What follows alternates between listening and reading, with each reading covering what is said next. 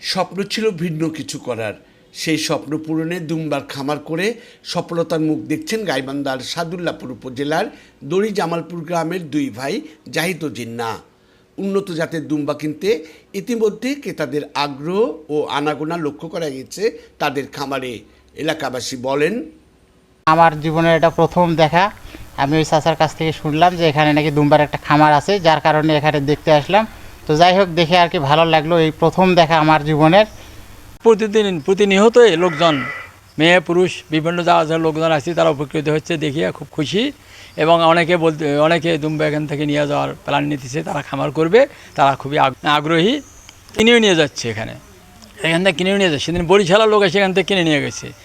গাইবান্ধার বিভিন্ন জায়গায় খামারে ঈদুল আজহা উপলক্ষে কোরবানির জন্য গরু, মহিষ, ছাগল ও ভেড়া পালন করলেও দুম্বা পালন করতে দেখা যায় না। তবে জেলার সাদুল্লাপুর উপজেলার দড়ি জামালপুর গ্রামের জাহিদ ও জিন্না নামের দুই ভাই খামারে কোরবানির জন্য প্রস্তুত করেছে দুম্বা। জাহিদ একসময় দিনাজপুরের বোচাগঞ্জ উপজেলার একটি দুম্বার খামার পরিদর্শন করেন। সেখান থেকেই এ খাতে উদ্যোক্তা হওয়ার পরিকল্পনা নেন। 2022 সালে এজেন্টের মাধ্যমে ভারতের রাজস্থান থেকে টার্কি ও আওয়াসি জাতের 5টি দুম্বা সংগ্রহ করেন। গত 4 বছরে খামারে 8টি বাচ্চা জন্ম নিয়েছে। সব মিলে এ পর্যন্ত 30টির মতো দুম্বা বিক্রি করে লাভের মুখ দেখছেন তারা।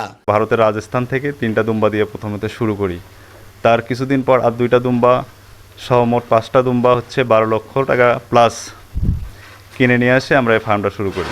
আমি মূলত 2টা দেশের দুম্বা আছে, বিশেষ করে আমাদের কাছে হচ্ছে টার্কি এবং আওয়াসি জাতের। দুম্বা মূলত মরু অঞ্চলের প্রাণী হলেও কয়েক বছর ধরে দেশের বিভিন্ন এলাকায় বাণিজ্যিকভাবে এর পালন শুরু হয়েছে। বর্তমানে প্রতিদিন অনেক উৎসুক মানুষ এই খামার দেখতে আসছেন।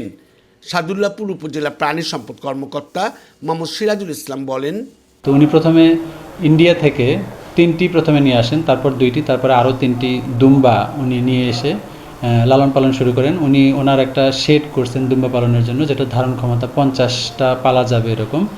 তো এরকম একটা জায়গায় উনি এই উদ্যোগটা নেয়ার পর থেকে এখন পর্যন্ত উনি 4টা দুম্বা বাজারজাত করেছেন। তো এইবার কোরবানি ঈদেও 4টা ছাড়বেন এরকম ওনার প্রস্তুতি আছে। আমরা প্রাণী সম্পদ দপ্তর থেকেও এই দুম্বা লালন পালনের ক্ষেত্রে তাকে সার্বক্ষণিক পরামর্শ দিয়ে আসতেছি। বিভিন্ন রোগবালাই এগুলো সম্বন্ধে সবসময় আমরা সার্বক্ষণিক দেখভাল করতেছি, যে টিকার যে সরবরাহ সেগুলো সরবরাহ করতেছি। তার এই সফলতাগুলো দেখে আমাদের অন্যান্য খামারিরা অনুপ্রাণিত হবেন এবং তারা ভবিষ্যতে এরকম উদ্যোগ নিতে পারবেন বলে আমি আশা করছি। দুম্বা পালন লাভজনক একটি খাত। জাহিদ ও জিন্না নামের দুই যুবক ইতিমধ্যে খামার করে সফলতা পেয়েছেন। আসাদুজ্জামান মামুন, বাংলাদেশ বেতার, গাইবান্ধা।